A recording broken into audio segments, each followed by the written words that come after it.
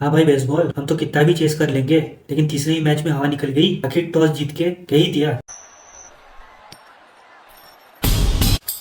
बल्लेबाजी करेंगे।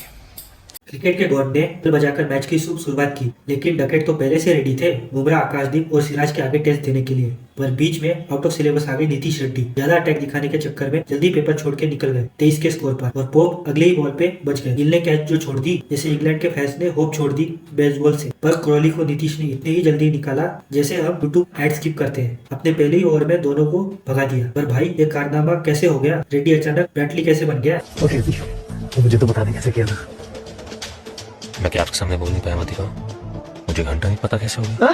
क्या हो गया? पर रूट और पोप ने मिलके इंग्लैंड की दुखती रगों पे बाम लगाया। लास्ट तक संभाल लिया इनिंग और 83 पे 2। पर फिर ऋषभ पंत को लगी उंगली में चोट और उनकी जगह आए यंग गन ध्रुव जुरेल। स्टेडियम में हल्का साइलेंस था, पर जुरेल ने ग्लव संभाल लिया। पहले पिच पर रूट ने पूरा किया अपना शांतिपूर्ण 50। पूरा सेशन जैसे स्लो मूव में खेला हो। रन रेट 3 के नीचे, लेकिन रूट और पोप ने विकेट का नामो निशान नहीं होने दिया। टी तक इंग्लैंड का स्कोर 153 पे 2, एकदम टेक्स्ट बुक जैसा। और फिर सिराज ने गिल से कहा, I am only believe on Jaspreet Bhai because game-changing player he is. Only one guy, he is Jaspreet Bumrah. I thought this over maybe is match-changing. जो ये पार्टनरशिप तोड़ सकता हो। पर स्पिनर को तो जैसे भूल ही गए थे गिल। बहुत लेट लाया। जब लाया जडेजा को टी के बाद तो ओली पोप का किया अंत। 109 रन की सॉलिड पार्टनरशिप पर फुल स्टॉप लगा दिया। फिर अटैक पे आए बूम बूम बुमराह और सीधा ब्रूक का गेट क्रैश कर दिया। हैरी ब्रूक का काम तमाम। डम्स हिल गए और ड्रेसिंग रूम का दरवाजा खुल गया और ब्रूक ने कहा, दम है तेरे में। स्टेट लेवल चैंपियन को आ रहा है तूने। अरे दिल छोटा मत कर, नेशनल लेवल चैंपियन से आ रहा है तू। भाई नंबर 1 बैट्समैन होगा तो अपने घर पे। आखिर जस्सी भाई के आगे कोई बोल सकता है क्या? और रूट वही टिके रहा, एकदम साधु संत, no down, patience level max. तो इसी बात पे एक शायरी अर्ज है। रूट पिच पर बना रहा जैसे कोई संत साधु, न कोई शॉट न स्लेजिंग का प्रभाव, सिर्फ ध्यान और काबू। इंग्लैंड की चिंगारी, इंडिया के लिए थोड़ा थोड़ा शौक। पूरा दिन क्रीज पे चिपक गया जैसे लगा हो एमसील का लॉक। फिर रूट की तपस्या भंग करने आई ग्राउंड पे फ्लाइंग एंड्स, पर वो भी कुछ न बिगाड़ पाई इस साधु संत का ध्यान। पर फिर रेड्डी की गेंद पर जीवनदान मिला मेन स्ट्रोक को। अंपायर कॉल ने बचा लिया। जो रूट 98 पे था नींद के लास्ट ओवर में, तो जडेजा ने कहा, ओए रूट शतक चाहिए तो मेरे हाथों से 2 रन लेके दिखा। तो रूट ने कहा, ना भाई कल तक सस्पेंस बनाना है। लगाना दिखाना, लगाना दिखाना। बेस्ट स्ट्रोक 39 पे नॉट आउट और England at the end of first day 251 पे 4। और दूसरे दिन बुमराह ने पहले स्ट्रोक्स को 44 पे क्लीन बोल्ड किया। स्टंप सीधा हवा में, इंग्लैंड का पहला पिलर हिल गया जैसे टावर ऑफ लंदन पे बिजली गिर गई हो। फिर रूट जो 104 पे सेट था, डिस्ट्रक्शन मोड में था, उसका भी स्टंप उड़ा के घर भेज दिया। दोनों सीनियर प्लेयर स्ट्रोक और रूट को बुमराह ने एक ही स्पेल में फुल स्टॉप लगा दिया और कहा, सिर्फ 10 12 की कब्र खोद कर मैं डॉन नहीं बना। मैंने जिन जिन की कब्र खोदी वो सब डॉन ही थे। सही फरमाया। फिर आई थ्रिलर मूवमेंट, बॉक्स के अगेंस्ट अपील। अंपायर ने बोला नॉट आउट, लेकिन जडेजा ने बोला सुना मैंने, आवाज आई है। रिव्यू लिया भाई, रिव्यू लिया और अल्ट्रा एज ने सच पकड़ लिया। आउट मिल गया। Back to back wickets. Bumrah 2-1-2। Crowd पागल, England silent. Bumrah was on hat trick and अग्रजू की हालत टाइट।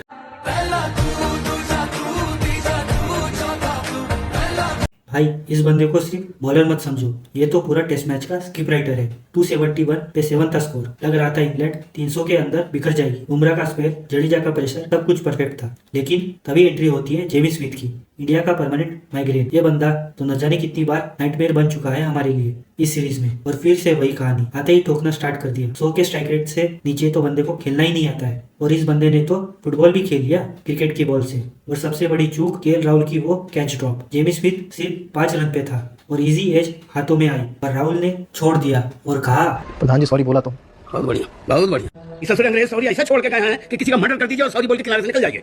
सॉरी। वही ड्रॉप मैच का टर्निंग पॉइंट बना। ऐसे कैच छोड़ के तो टेस्ट मैच फुल टीम भी नहीं जीतती भाई। राहुल लगता है नए वर्जन के सीडीएम है, कैच ड्रॉपिंग मशीन बन गए हैं। बुमराह और इंडिया का प्लान था इंग्लैंड को 300 के अंदर निपटा देना, पर स्मिथ और राहुल की पार्टनरशिप ने वो प्लान धराशायी कर दिया। एक बना नाइटमेयर और दूसरा बना नाइटमेयर का कंट्रीब्यूटर। और भारत ने जैसे ही न्यू बॉल चेंज की, तब से रन बरसने लगे। न कोई सीम न लेकर था। 10 ओवर पुरानी बॉल मांगी थी, पर ये तो 30 ओवर वाली रिटायर्ड बॉल निकली। न्यू बॉल चेंज करने का डिसीजन पूरा बैकफायर हो गया। तो आज के बाद इस घर में घुसना नहीं। अरे पप्पा की बॉल हराम कर।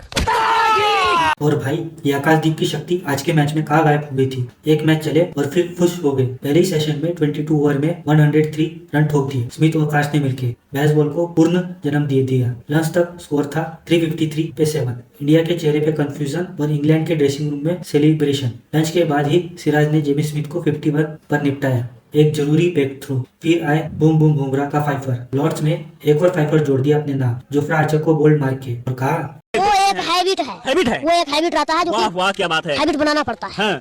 और इस फाइफर के साथ बुमराह ने तोड़ दिया कपिल देव का रिकॉर्ड, सबसे ज्यादा फाइफर इंडिया के बाहर। अब हो गया 13 बार बुमराह के नाम। फाइफर लेकर दिया रिकॉर्ड स्नैप, कपिल पाजी का तोड़ दिया ट्रैक। लॉर्ड्स में घुमा बुमराह का बॉल, इंग्लैंड बोला ये तो है बॉलिंग का हॉल ऑफ फेम कॉल, लेकिन भाई सिराज को मिलता ही नहीं रिवॉर्ड। पहले जेम्स स्मिथ का कैच छोड़ा राहुल ने, फिर कार्स का एक ही ओवर में दो बार कैच छोड़ा, पहले आकाशदीप ने फिर ध्रुव जुरेल ने। क्या ही अनलक्की है भाई मियां, इतना एफर्ट डाल के भी विकेट नहीं मिलता। आखिरकार रिवॉर्ड मिला, कार्स को 56 पे क्लीन बोल्ड करके सिराज ने सांस ली। पर भाई ये कार्स कब से इतना बड़ा बैट्समैन हो गया, इंडिया का हेडेक बन गया था।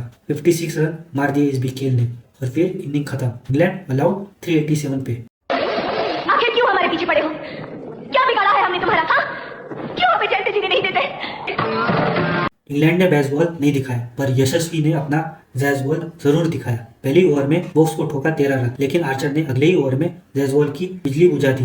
13 रन पर यशस्वी खामोश। टी तक करुण और राहुल ने मोर्चा संभाला, स्कोर था 44 पे 1। पर टी के बाद रूट ने वो वन हैंड जादुई कैच लेकर करुण की कहानी 40 पर ही खत्म कर दी। स्ट्रोक्स की बॉल, रूट का मैजिक, स्कोर हुआ 74 पे 2। गिल भाई का फॉर्म तो लगता है बर्मिंघम में ही छूट गया, 16 रन पे आउट। और राहुल ने बोला ओहो सरपंच जी तो चल दिए, अब कौन उठाएगा गांव की जिम्मेदारी?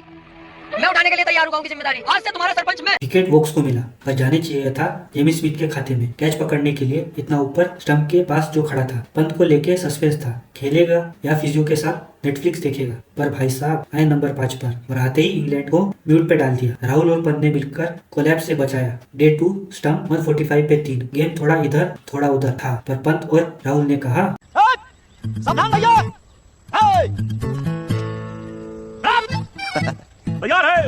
थर्ड डे आते ही ऋषभ पंत की ऋषभ पंती चालू, जोफ्रा को ही धो डाला। बॉल चेंज करने आया था, पर पंत ने गेम ही चेंज कर दिया। पंत फॉर्म में हो तो गेंद को भी लगता है भाई बचा लो मुझे। और दूसरी साइड पे थे राहुल भैया, कार्स के एक ही ओवर में 3 चौके लगातार। जैसे कह रहे हो अबे हम इंग्लैंड में बैटिंग करने आए हैं या नेट प्रैक्टिस करने। कल राहुल ने 50 मारी और आज पंत ने 6 मार के अपनी 50 कंप्लीट की। एक छक्का तो जैक क्रोली ने खींच के बाउंड्री पे बचा लिया, फुल सुपरमैन टाइप। उससे क्या फायदा हुआ, पंत ने तो आज मूड बना लिया था इंग्लैंड की क्लास लेने का। जैसे ही लगा आज तक कोई विकेट नहीं गिरेगा, वहीं पे दिल तोड़ दिया ऋषभ भाई ने। सिर्फ 1 रन के लिए भाग गए और direct hit by Ben Stoke, सीधा विकेट ले गई भाई का। क्या जरूरत थी, पूरा सेशन बिना विकेट के जा रहा था, पर पंत ने खुद ही प्लॉट ट्विस्ट लिख दिया। और सबका रिएक्शन कुछ ऐसा था, अरे नहीं अरे रन लिया मत दौड़ो, बोला रन आउट हो जाएगा। ए भाई शांति से मैच देखना। लंच तक भारत का स्कोर था 248 पे 4, पर ड्रेसिंग रूम में छाया होगा सिर्फ एक सवाल, ऋषभ भाई रन लेना जरूरी था क्या? लंच के बाद केएल राहुल ने कंप्लीट किया अपना शतक, लॉर्ड्स में दूसरी बार। एक और प्रूफ की न्यू मिस्टर डिपेंडेबल वही है।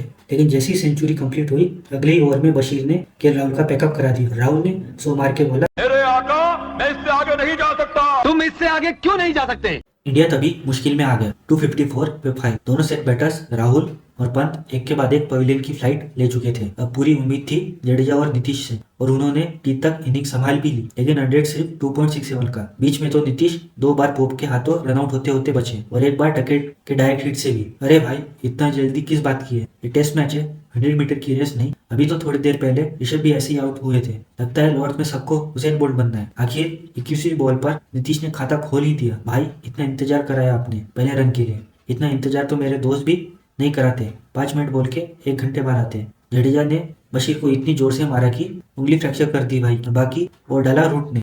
ऐसा लग रहा है कि किसी ने गरम गरम लोहा पिघलाकर कान में डाल दिया हो। तुम्हें इतनी जोर से नहीं मारना चाहिए था।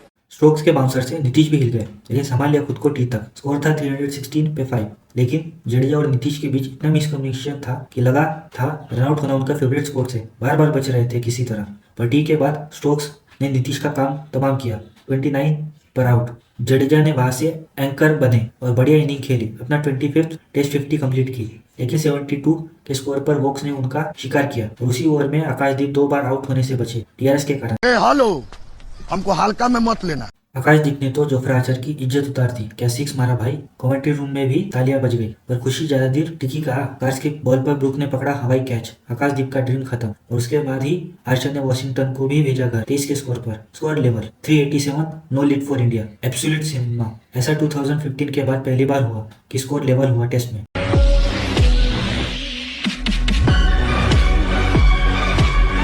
और लास्ट में क्या लफड़ा हुआ, पूरे विराट कोहली वाले टेस्ट एरा की याद दिला दी। और जो गिल ने कोहली से कहा हैव सम बॉल्स इशारा करके, इसलिए तो टेस्ट क्रिकेट देखने में मजा आता है। इंग्लैंड वालों ने क्या टाइम वेस्ट किया, दूसरा ओवर होने ही नहीं दिया। अब देखते हैं किस करवट पे जाता है गेम, कि इंडिया जीतेगी या फिर ड्रॉ होगा। कमेंट सेक्शन खुला है, उसमें बताओ। तो फिर आज के लिए बस इतना ही। अगर वीडियो अच्छी लगी हो तो लाइक, शेयर और चैनल को सब्सक्राइब करो। तो मिलते हैं अगली वीडियो में।